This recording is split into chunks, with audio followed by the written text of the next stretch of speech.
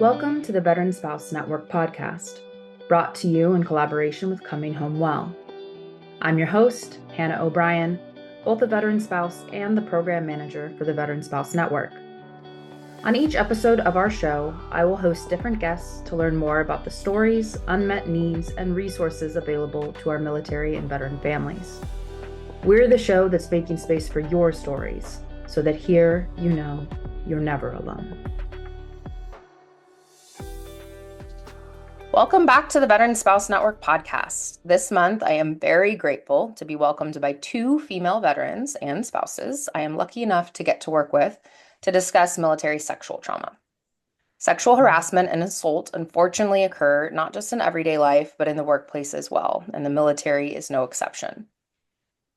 Many of us have probably heard the term military sexual trauma, often abbreviated as MST, but in case you do not know what we're referring to, MST refers to sexual harassment or assault faced by service members while serving in the military. And let's make it very clear that this is not isolated to anyone who identifies as female. While the reality and prevalence of MST is horrifying, that reality unfortunately all too often causes the public to shy away from discussing or shining a light on it, which only creates more stigma and shame and does a disservice to the survivors. So that is why I'm incredibly grateful to have my guests join us today to shine that important light on MST, sharing their own experience as well as sharing what they think we should all know about MST. So today I am joined by Rosa Kline and Laurianne Rodriguez. In addition to being an incredible VSN peer leader with us, Rosa is a veteran and active duty spouse whose military journey has been marked by both service and resilience.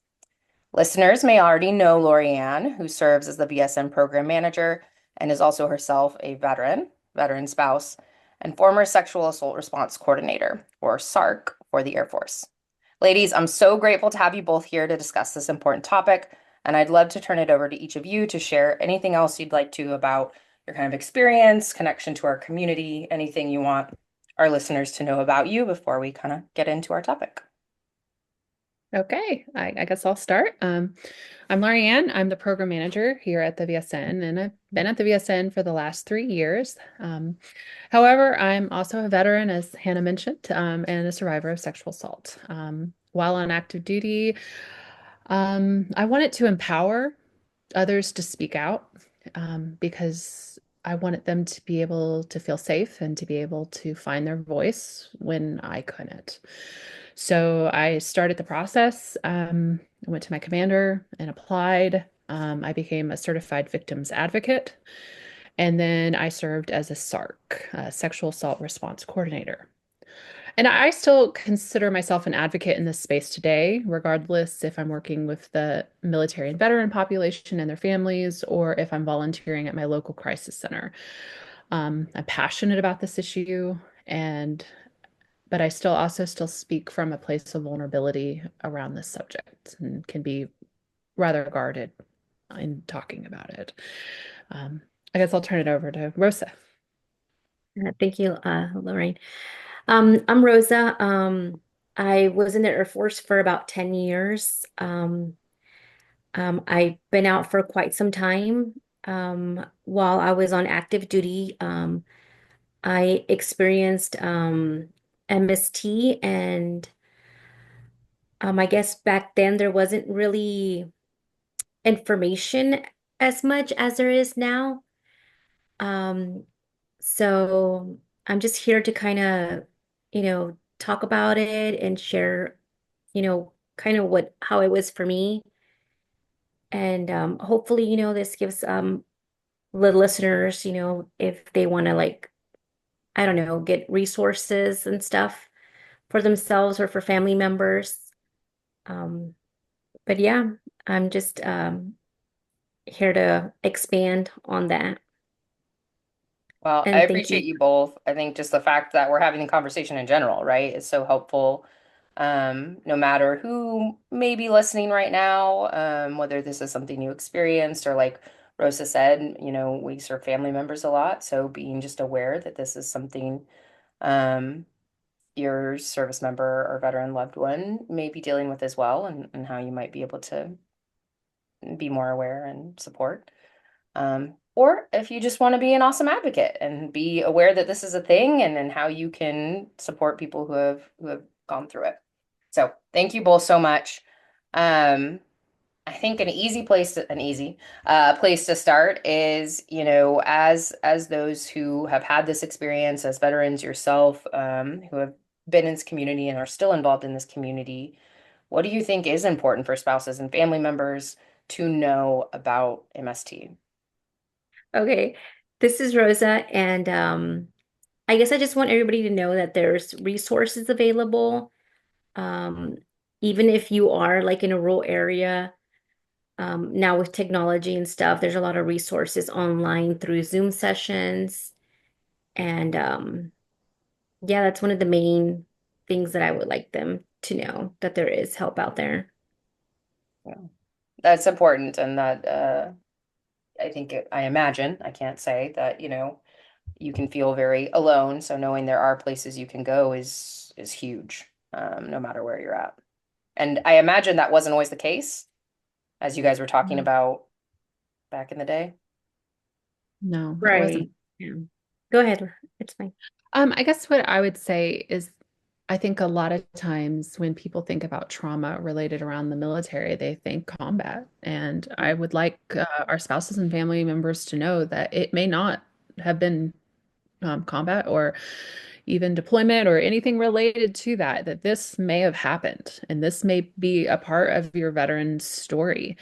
And that includes our male service members too. And unfortunately, I think our male service members have a bigger hurdle to climb over in terms of reporting and the culture and the stigma around it and this need to be strong. And I want our spouses and families to recognize that that may be very, very difficult for them to step forward and to know about that or talk to you as the spouse about that. It's not a reflection upon you or your marriage or your relationship, but your veteran may choose to talk to another veteran about this issue. They really might. Your veteran may want to shield you from this trauma.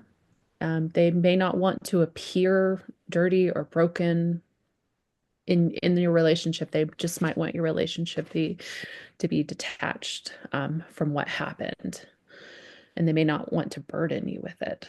So I guess when I was thinking about this question, that's just one thing I wanted to tell the spouses and the families, that it may have happened. And if they do talk to you about it, listen to them Mm. and to understand that if they talk to someone else or if they talk to veteran, that might be why. And that's helpful for them, like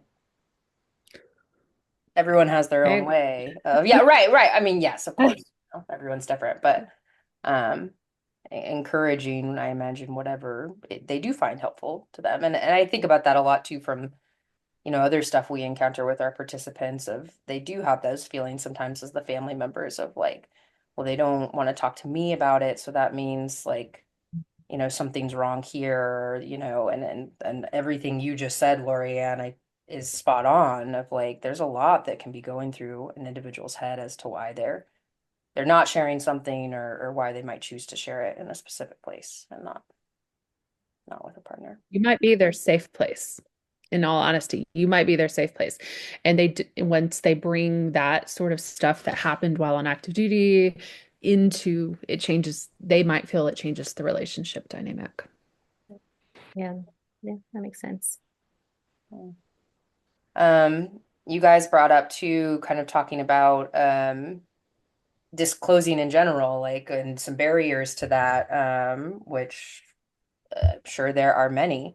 And we know that a lot of people in this community and outside, when it comes to sexual assault, choose not to disclose or report. So for those of or for if y'all are comfortable, if either of y'all are comfortable, to tell us a little bit more about, your experience of choosing to disclose or not, to who and kind of what that was like. Okay. This is Rosa. So for me, I was on a deployment um in Iraq. And that's when my incident occurred. And I guess there's like I now, looking back, and I watch so much crime, Mm, shows, and they always say like it's always someone that you know. And that's kind of what happened to me. It was someone that I, trusted. mhm, And so when the incident occurred, I disclosed to a friend, coworker, roommate, type of individual that I worked with closely on a day-to-day. So that's who I disclosed to the incident that occurred, because I knew like she wasn't gonna like be pushy or judgmental. And so that's one of the reasons why I disclosed it to her. And, and she was there for me. And, she asked me, what is it that I wanted to do? mm, And for me, I wanted to just kind of forget it happened and just kind of move on and just continue with day to day, yeah, just because I still had to interact with the individual and see them on a daily basis. So that's kind of why I just, and also the culture, the stigma, and everything that comes with it. And then I'm sure, I don't know how they would have handled it, being deployed, if I would have been taken out from the deployment, both of us. And yeah, it just didn't seem like the right choice at that moment right. And your for me. choice to make. And Yeah. awesome that she supported you. Did you find that it was helpful to be able to talk to her, talk to anybody? Yes. Yeah. Yeah.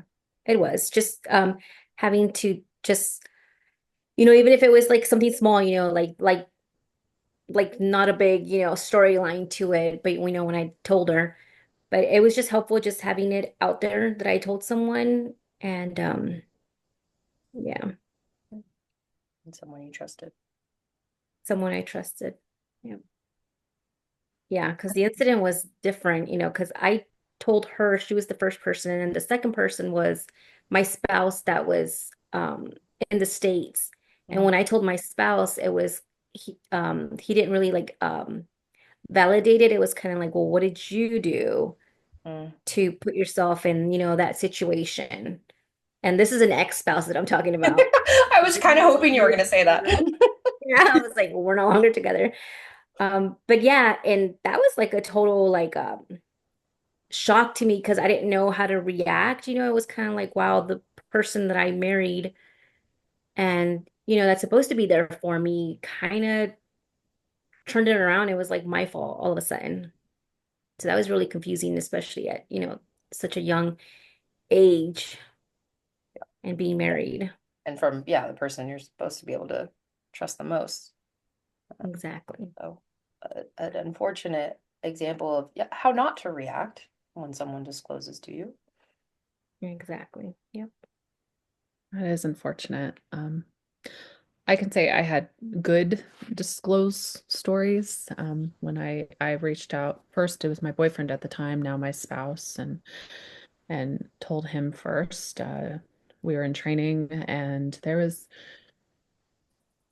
something about being in that culture and in that environment of just being loud and proud and being able to be angry and all hoorah about the military type thing that I was able to focus in on. And so that helped a lot during that chapter. Eventually, when I was still very young and living on my own, I did disclose to within my religious community and to my priest, and that's when I finally got counseling and got help, and that was absolutely instrumental uh, at that point. And I think, like you were saying, Rosa, if someone discloses to you, just realize that you are kind of on sacred ground. You are hearing something from this other person that they are trusting you with, um, as a family member or a friend.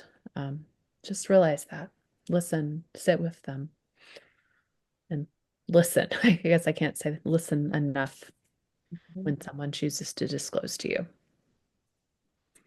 And trust them, like trust that and respect their decisions about Mhm. how they want to handle something, didn't happen to you. Yeah. Yeah. Um, Yeah. Like don't be pushy on like right away with therapy and stuff like that. Just kind of naturally, I guess, take its course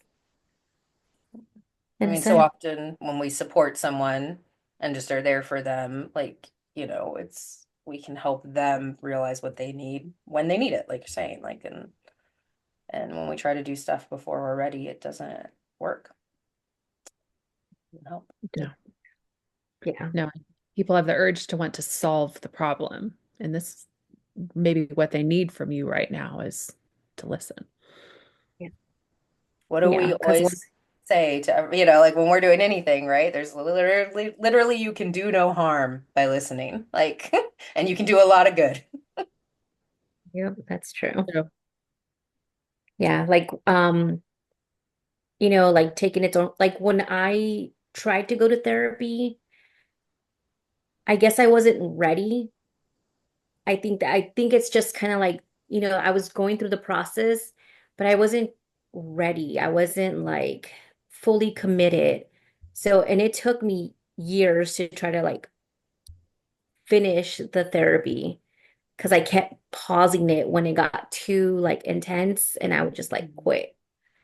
So, yeah, I guess, the individual will know Yeah. hopefully when it's time.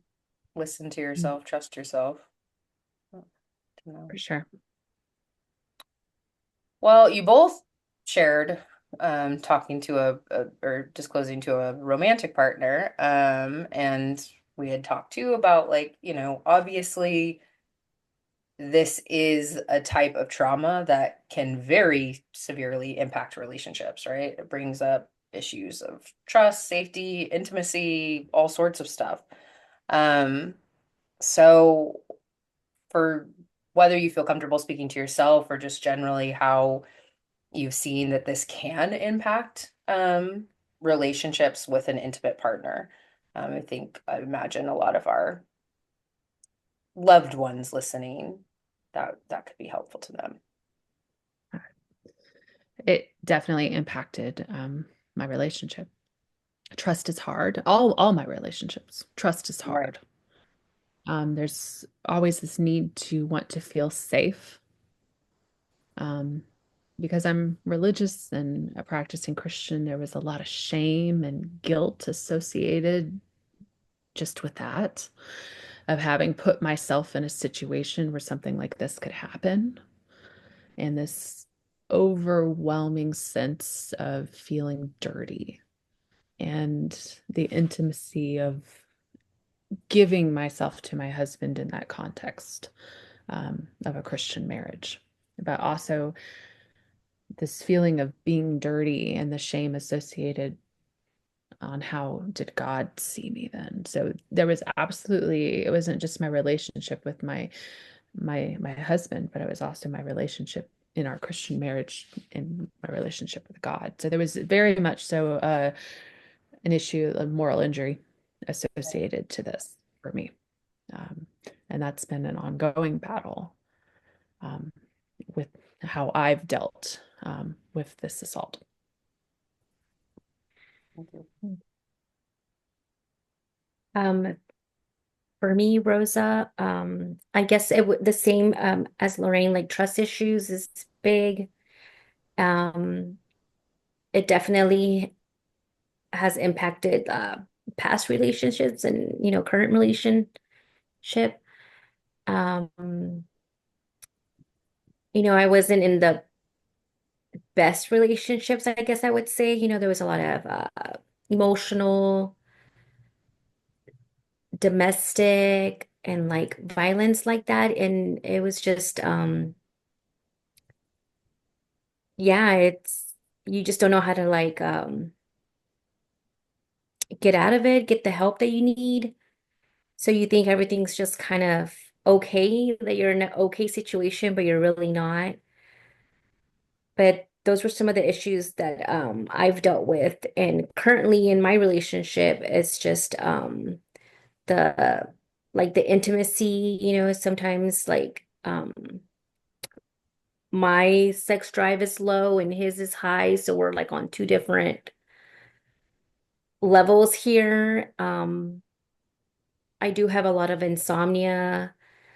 I know with the MST, there's a lot of PTSD symptoms as well. And yeah, so it definitely does affect relationships, I would say.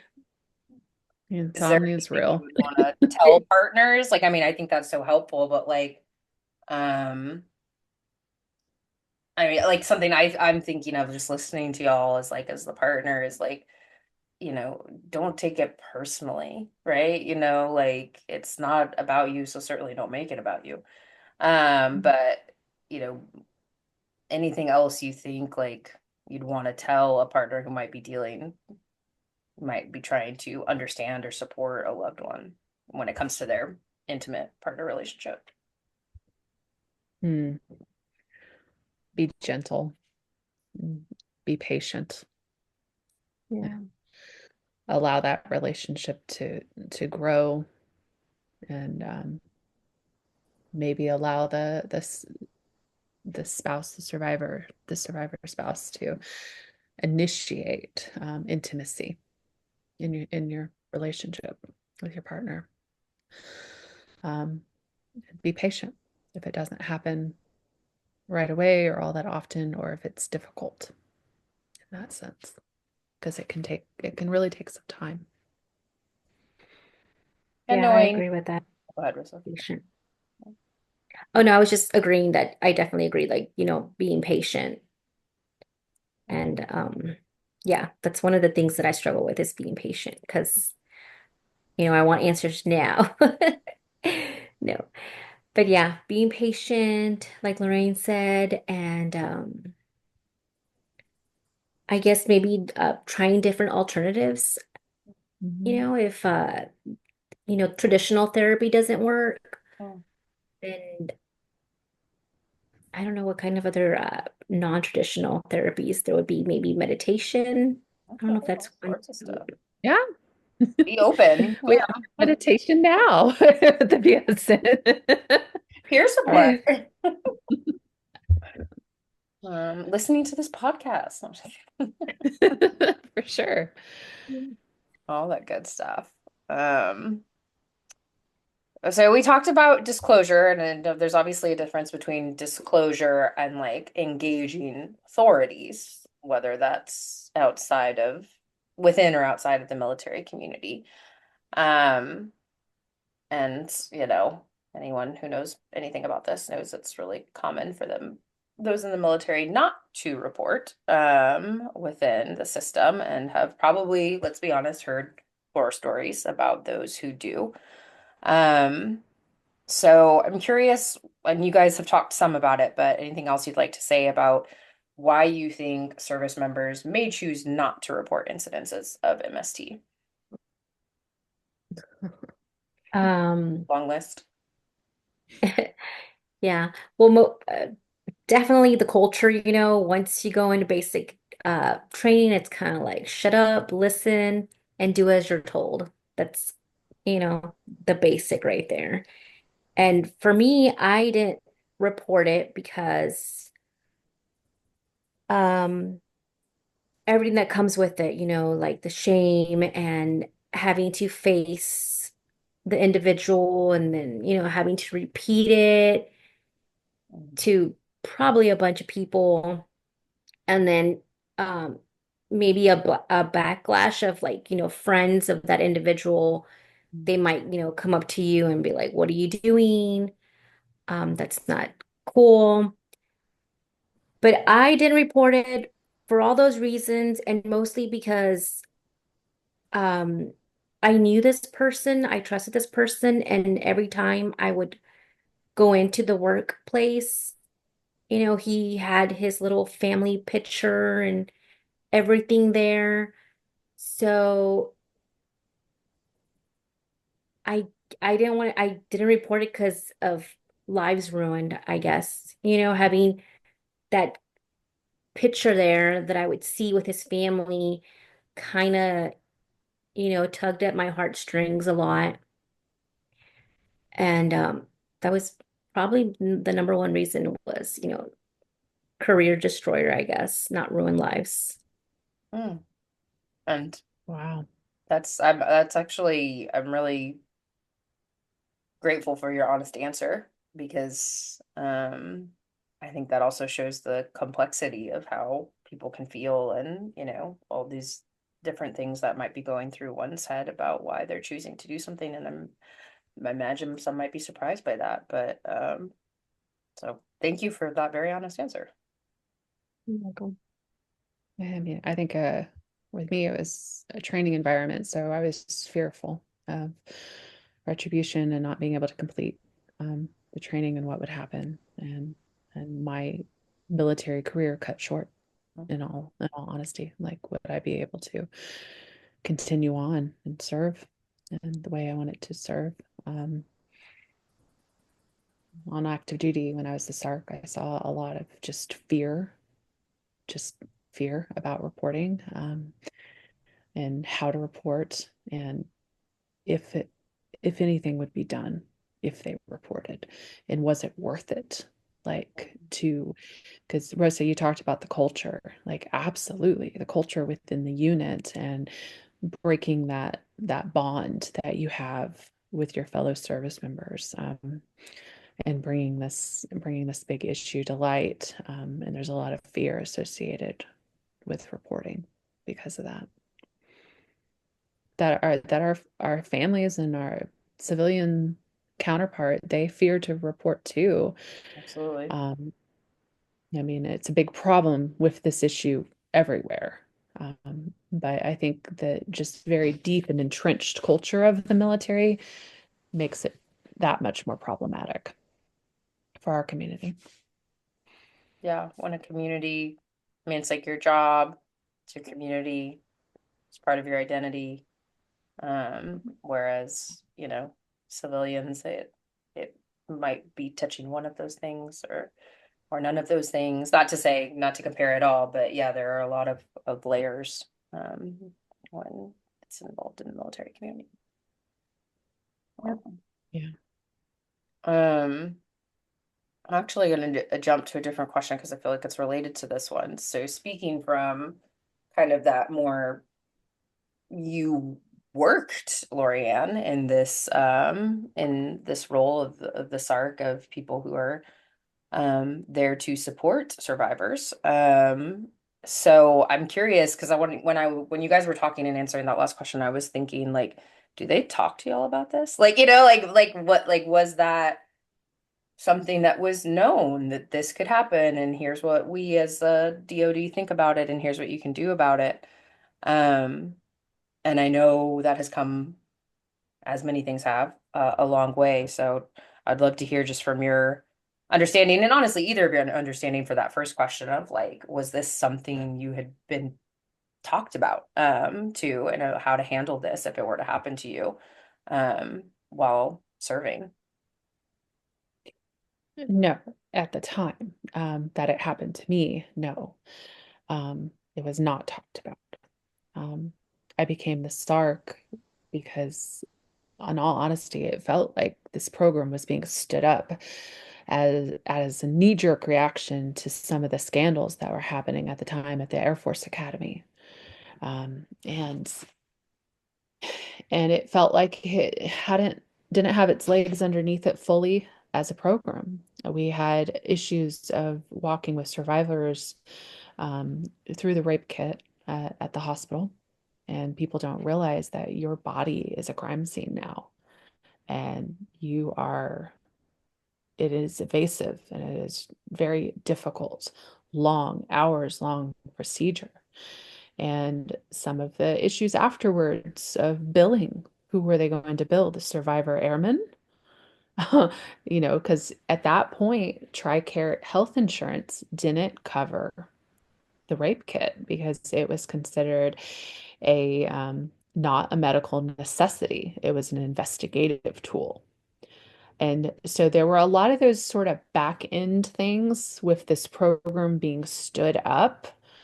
Um, for people that we had to work out, and we had to work them out real time with people living and going through it right now. And I remember very clearly talking to a hospital administrator. It's like, well, you're not going to bill the 18, 19-year-old airman. That is not going to happen. I don't care who you bill, but it's not going to be her, and that sort of stuff makes you very angry because it makes you really question the system, the system that you're in, and the system that people are trusting to go to and talk to. Um, at that time, and this was many years ago, there were really two paths that you could go down. You could do a restricted report or a non-restricted report. And a restricted report was just between me and the survivor, and I could hand them off to medical and mental health professionals. Um, and that was one path. And it didn't go up the chain of command because there was always that fear with survivors of retribution or not wanting people to know. And then the other one was a non-restricted report, and then we were getting law enforcement, command, and all of those folks involved. And what was always so difficult as the advocate in this space is that everyone wants to talk to the survivor first, and they all want to get the story again and again and again.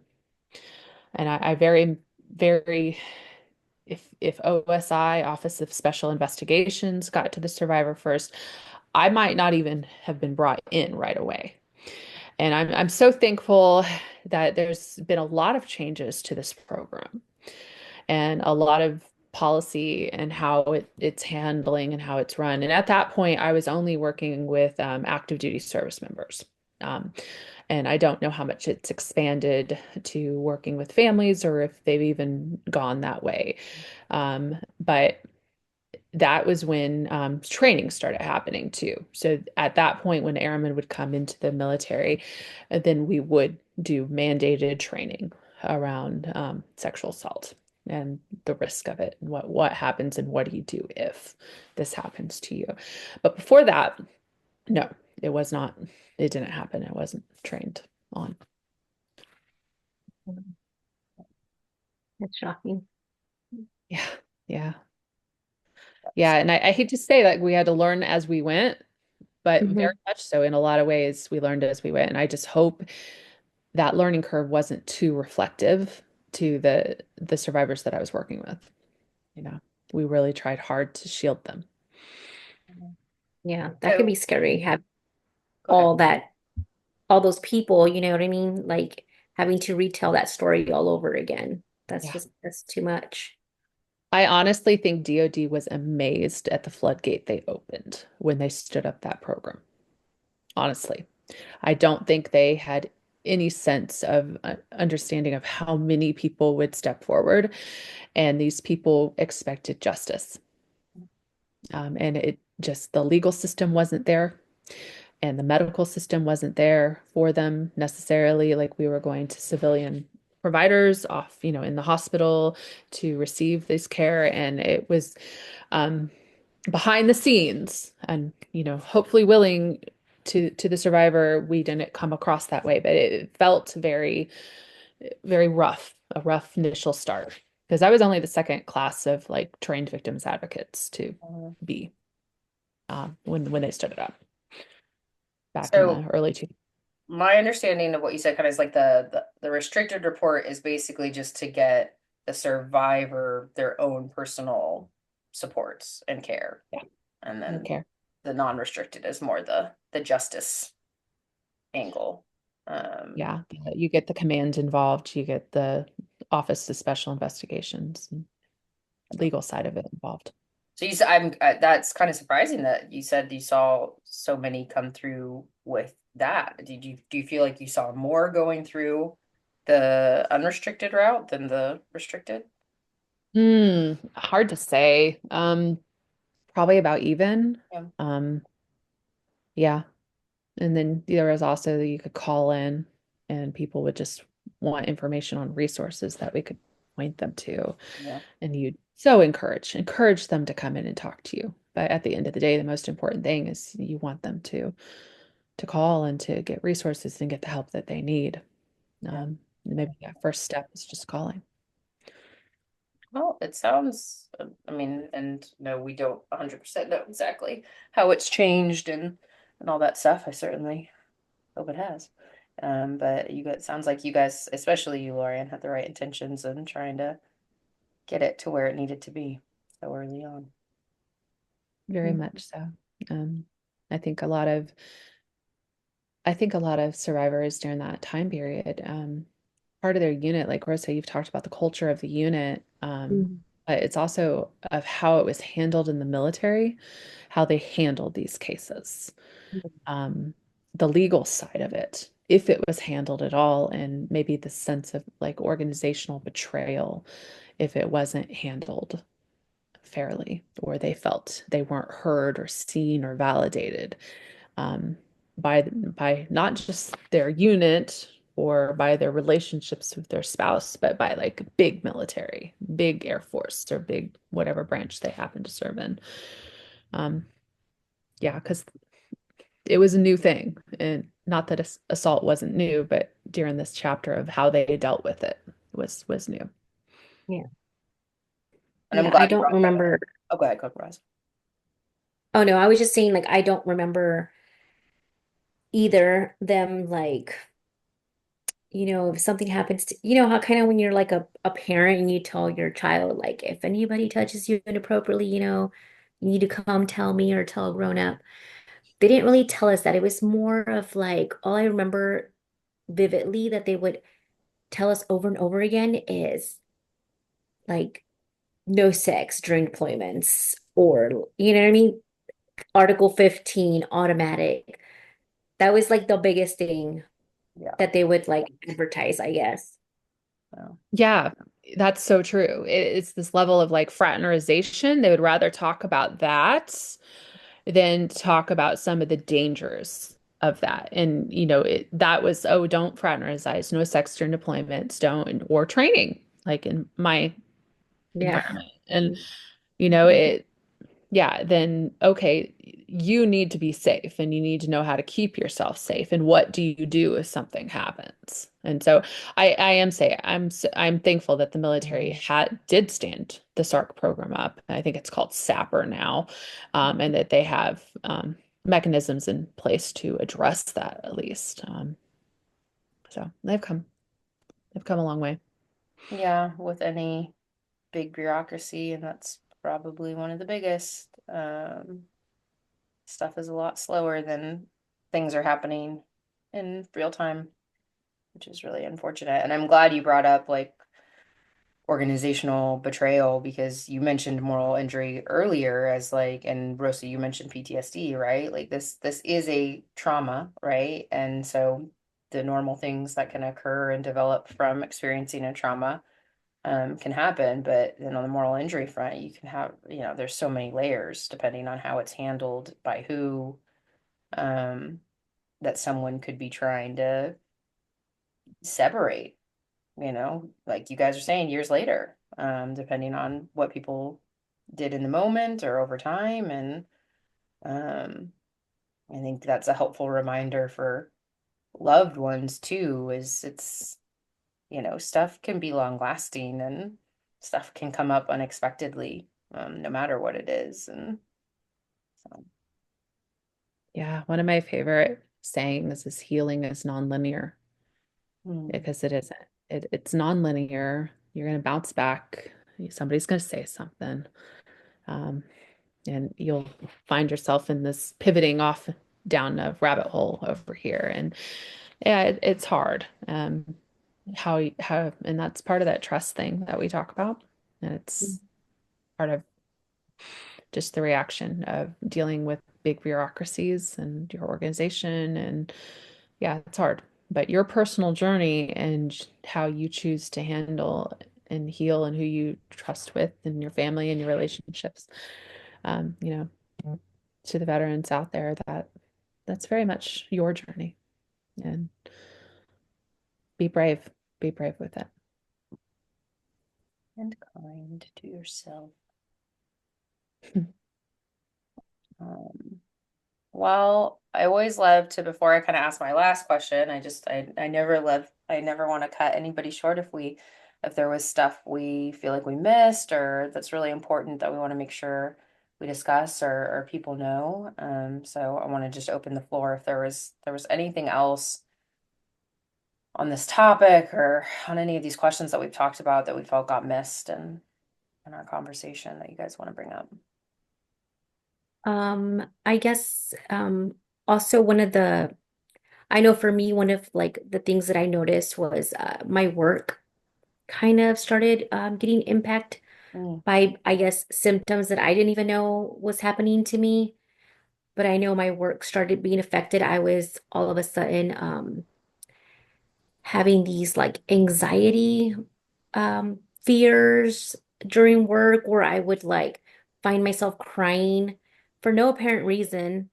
And that's one of the biggest things that I noticed was my work and how it affected me and the reactions that I was getting. So like any day-to-day like activities at work, I was fine, but then, down the line, like I wasn't fine anymore. I started not being able to handle certain things at work. And it would just turn into a crying thing. And that's when um I decided, I needed to talk to someone. mhm. And I ended up, talking to a priest, a Air Force chaplain. That was I guess my first big step. Um, but yeah, so if anybody's wondering, why you're so irritable at work, I mean, this could be one of many things. Stuff shows But, up in all sorts of ways. So yeah, just paying attention to how you're feeling. It really does. Like, that's so true, Rosa. It's surprising. We talk about it here a lot, like physically things that show up that may be related to trauma, mentally, emotionally, the whole person concept, right? And it's all impacted by this, and how you choose to respond is incredibly personal to you. And I guess that would be one thing I would just like to remind our listeners is just trust and validate and listen to the person talking to you about what happened to them. And they will walk in this process in their own timeline. And it's nonlinear. Don't think it's going to be a straight line to And don't quote assume healing, there's an whatever end. that is. Yeah. Uh, Yeah. sort of thing. No, I love that. And Laurianne, you took us to a great place, which is I always love to end our conversations just kind of like that lasting. If you had to say one or two things that you just want people to take away from this or advice, whether again, you're right, we have different people maybe listening with different experiences, whether someone has experienced a similar trauma or they're just trying to better understand and support a loved one. If there's just any lasting piece, Laurianne, that was a great one. I won't cut you off if you have other things that you want to say, or Rosa, that you'd like to share with our listeners about something you'd like them to walk away with. uh, I'm with Laurianne with the same, to those listening, just, remember that healing looks different for everyone. Similar to, what Laurianne was saying, that it's not linear. And that's, it's totally okay. Just, be patient and be kind to yourself. For sure. And to the families supporting an MST survivor, or just, want to support their veteran the best way possible. Just, giving them their space to find their own way and just being there. Yeah, just being there. I know sometimes when we hear things, well, I know for me personally, when I hear things and it's emotional or someone's crying, I don't know how to react sometimes. And I've always been told that it's okay. Like sometimes you don't have to say anything. You can just be there listening, or like even just like your hand on a shoulder or like a pat is okay, just depending on the individual. I know sometimes people don't like hugs, people don't like to be touched. you just kind of have to pay attention and get a sense of that. So yeah, that's my advice. You brought something up really good right there, Rosa. There's an expectation of people being emotional, and that may not always be the reaction. It may be detachment. It may be silence. It may be a lot of different things that this person is going through. So if you see personality changes in your loved one, it may not be how they deal and how they process may not be what you think is emotional and tears reaction. That was definitely the case when people were coming forward and talking about it for the first time. And to our survivors out there, take that first step, because this healing journey is yours, but it's only yours if you take the first step in it. So that's it. Lovely. Those were lovely pieces of advice for, for this topic, for any healing journey anyone may be on. So they're good things for us to constantly remind ourselves, both as those healing and those supporting those who are healing. So I just want to say thank you to both of you for being here, being willing to do this, being willing to share and be vulnerable, because of everything we've talked about. I know it's not an easy thing to do, and I know it's going to be really powerful for people to hear. In this way, this was a different first step that you guys both took, like being willing to talk about this in this way is a big deal. So I just want to also just say how grateful I am to you both for being willing to have this conversation with me and then with our listeners. So thank you both. Thank you. Thank you. Appreciate it. And we will see or hear whatever talk at you guys next month. Thank y'all. Thanks again for joining us on the Veteran Spouse Network podcast, brought to you in collaboration with Coming Home Well.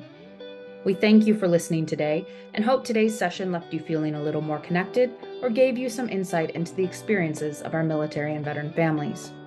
Don't forget to check us out at veteranspousenetwork.org to learn more about how our military and veteran families can receive the support they deserve.